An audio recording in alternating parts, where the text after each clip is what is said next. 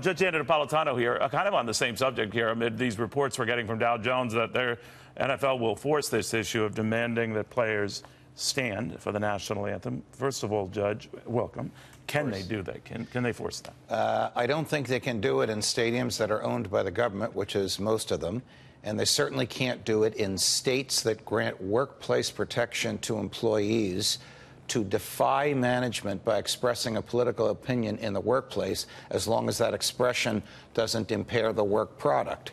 So if they could show that taking the knee causes a reduction in revenue to the teams, then they could prohibit it. But if prohibiting taking the knee is done just to produce some sort of patriotic or political conformity, then they won't succeed.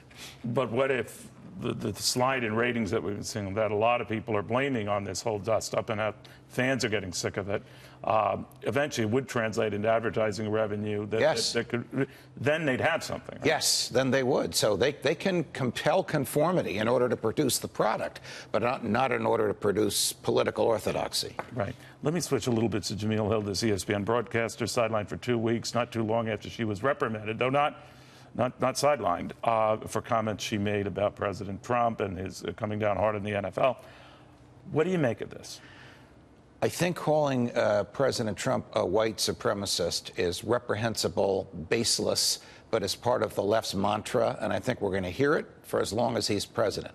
Every time they say it, it stings. It's so incendiary, so I'm not surprised that it came out.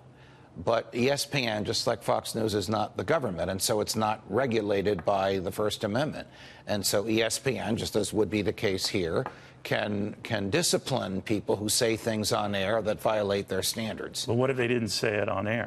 Well, they may want to take the position that she is a public person, and whenever she says something in a public arena, whether it's Twitter, Facebook, or in front of one of their cameras, if it impairs their product, her reputation, then they can discipline it. Stated differently, they're on solid grounds. But, you know, I was thinking of what Hill was saying, and then go after the advertisers. That's what you boycott. It cuts both ways, right? I mean, you all of a sudden can see the demonstrable effect of people ticked off with the NFL and how this is sort of morphed into a social cause, boycotting advertisers. Well, look, Twitter has boycotted a pro-life campaign ad from Congresswoman Marsha Blackburn. Right. And there's nothing we can do about it because Twitter owns the bulletin board. But we could boycott Twitter's advertisers. So boycotting the advertisers is a free market way of addressing a free speech issue when you're not able to address it in any other way. Yeah. In the case of Jemele Hill, though, do you think she's given more latitude and more forgiveness than let's say, if this were a conservative ranting against, let's say, Barack Obama? That there is, I know you're just seeing things through the law, but that there's a very different reaction here than there would be, let's say, with the Kurt Schilling. I think in a lot of circles in New York City, it's very fashionable to bash the president in the harshest possible tones. And of course, as we know, he bashes back using language that's equally as harsh sometimes. So I was a little surprised at what I'm not surprised at what she said, but I was surprised at what they did. All right. Finally, I'd be remiss if you mentioned the president, and he's been in this dust-up. It's not quite a law question, but I do wonder whether it gets in the way of him passing legislation, alienating the United States Senator potentially through nasty tweets. Now, that is his modus operandi, and he's been very successful at it. Many argue it's what made him president of the United States. Do you think that this hurts what he wants to get done? I think in the short run, yes, but not in the long run. A lot of the people that he's bashed are his good buddies now, like Lindsey Graham, with whom he golfed yesterday, and Marco Rubio. That's right.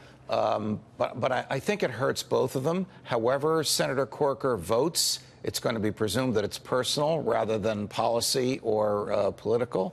And the president's going to have to reach out and sort of kiss and make up, and Donald Trump does that very well.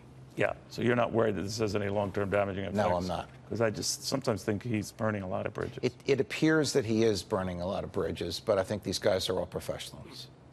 That's the judge's way of saying, I'm not really going to answer your question. That's how good a lawyer and a judge he was and remains, by the way. You're the best, Judge. Thank you very, very much. Pleasure, Neil.